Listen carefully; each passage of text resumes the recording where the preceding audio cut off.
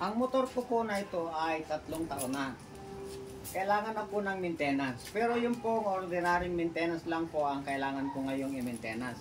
Yun pong battery, kadena at saka yung air cleaner.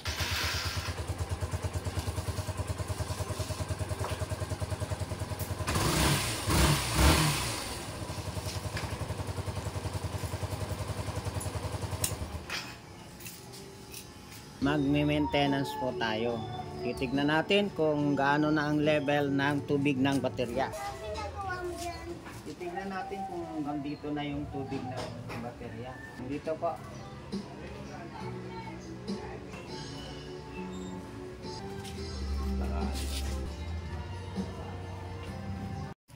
Sa air cleaner naman tayo.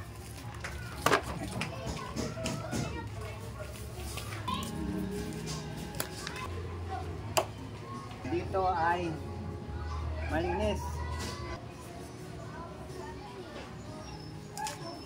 Pwede nang ibalik dahil sa napakalinis naman. Talagang malinis na. Pwede na natin isara. Susunod naman natin ang kadena.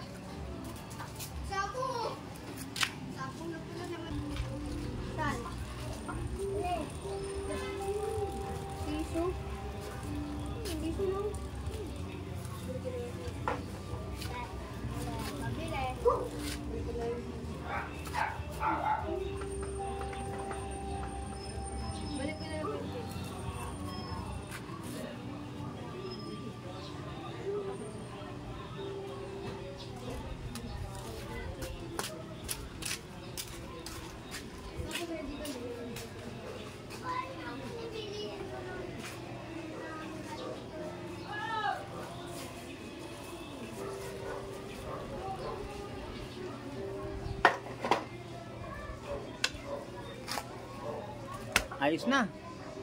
Paglangis ng kadena.